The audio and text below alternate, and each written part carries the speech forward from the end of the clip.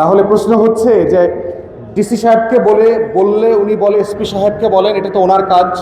SP সাহেবকে বললে আপনি একটু ডিসি সাহেবকে জানিয়ে রাখেন, এটা একটু ওনার কাজ। ওনাদেরকে বললে ওনারা বলে যে ইলেকশন ইনকোয়ারি টিমকে একটু লিখিত অভিযোগ দেন। লিখিত অভিযোগ দেওয়া হয়েছে। বিভিন্ন ডিপার্টমেন্ট এক ডিপার্টমেন্ট আর এক ডিপার্টমেন্টকে দেখাচ্ছে। সরকারের পক্ষ থেকে, নির্বাচন কমিশনের পক্ষ থেকে একটা ইলেকশন ইনকোয়ারি টিম করে দিয়েছে। আমাদের এখানে একজন জেলার জয়েন্ট ডিস্ট্রিক্ট জাজের দায়িত্বে। আমাদেরকে যখনই আমরা রিটার্নিং অফিসারকে কোনো কিছু জানাই, উনি আমাদেরকে বলেছেন যে ইলেকশন ইনকোয়ারি টিমকে জানান। আমরা এখন পর্যন্ত 5টা লিখিত অভিযোগ দিয়েছি, একটা অভিযোগও তারা সুরাহা করে নাই। তাহলে প্রশ্ন হচ্ছে যে ডিসি সাহেবকে বললে উনি বলে এসপি সাহেবকে বলেন, এটা তো ওনার কাজ। এসপি সাহেবকে বললে আপনি একটু ডিসি সাহেবকে জানিয়ে রাখেন, এটা একটু ওনার কাজ। ওনাদেরকে বললে ওনারা বলে যে ইলেকশন ইনকোয়ারি টিমকে একটু লিখিত অভিযোগ দেন। লিখিত অভিযোগ দেওয়া হয়েছে। বিভিন্ন ডিপার্টমেন্ট এক ডিপার্টমেন্ট আর এক ডিপার্টমেন্টকে দেখাচ্ছে। মনে হচ্ছে তারা প্রচণ্ড ভয়ে আছে, কার পক্ষে তারা কাজ করবে, কার বিপক্ষে যাবে, আগামী দিনে তার চাকরি, তার ক্যারিয়ারের কি হবে, ডিসিএসপি থাকতে পারবেন কিনা, ভালো নির্বাচন করতে গিয়ে তাকে আবার ওএসডি হতে হয় কিনা, এই ধরনের অনেক ভীতি তাদের মধ্যে কাজ করছে। কিন্তু মাঠ পর্যায়ে স্থানীয় প্রশাসন এবং আইনশৃঙ্খলা বাহিনীর সদস্যদেরকে দেখলাম তারা আসলে অ্যাকশনে যেতে চায়। তারা এই তথ্যের সাথে, আমি যখন তথ্য দিচ্ছি তারা নিজেরাও বলে যে ওই বাড়িতে যে অস্ত্র আছে এটা আমরাও জানি, কিন্তু আমাদেরকে তো গ্রেফতার করতে বলে নাই, আমাদেরকে তো গ্রেফতার করতে দিচ্ছে না, বলছে আরেকটু দেখেন, অপেক্ষা করেন। তো এই কাজগুলো করতে গেলে যেটা হচ্ছে, আলটিমেটলি দিন শেষে সময় ফুরিয়ে যাচ্ছে। তো আমরা যেটা করছি যে আমরা আহ্বান করছি যে এখনও এই সময়টা আছে, এখনও আপনারা চাইলে ডিসাইসিভ হতে পারবেন এবং এটার সমাধান করা সম্ভব বলে আমরা মনে করি। আমাদের প্রধান প্রতিদ্বন্দ্বী বিএনপির প্রার্থীর ব্যাপারে বলছি, এবং বিএনপির খুব ক্ষুদ্র একটা অংশ যারা এই গুন্ডামি পান্ডামির সাথে জড়িত, খুবই ক্ষুদ্র অংশ। বিএনপির অধিকাংশ নেতাকর্মীরা রেগুলার গণতান্ত্রিক যেই ভোটের ক্যাম্পেইন করা, গণসংযোগ করা, সেগুলো তারা করছেন। কিন্তু এই ক্ষুদ্র অংশটা হচ্ছে তাদের শুধু সুনাম নষ্ট করছে না, দেশের গণতন্ত্রের পরিবেশ এবং আমাদের ভোটের পরিবেশ নষ্ট করছে।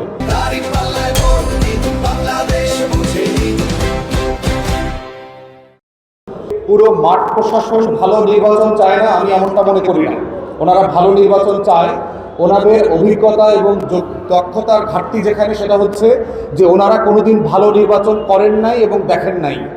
মাঠ পর্যায়ে টিএনও থেকে শুরু করে ডিসি পর্যন্ত ওনাদের জীবনে ওনারা কোনোদিন একটা ভালো নির্বাচন নিজেও করেন নাই, দেখেনও নাই।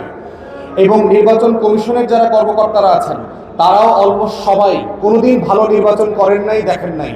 কারণ 2001-এর পরে কোনো ভালো নির্বাচন হয় নাই। অতএব সেই বাস্তবতায় তাদের অভিজ্ঞতার সিরিয়াস ঘাটতি আছে। আর দ্বিতীয়ত হচ্ছে একটা নিজের ক্যারিয়ারের শঙ্কা আছে।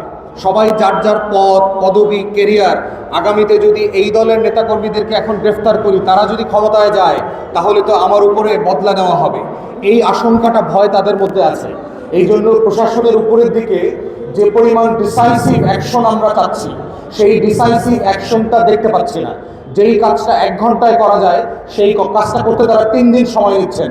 দেখছি, করছি, শুনছি, মাথায় আছে, নিয়েছি, আমরা বিবেচনা করতেছি, এই ধরনের অ্যাডজেক্টিভ এবং বিশেষণ আমাদেরকে শোনানো হচ্ছে।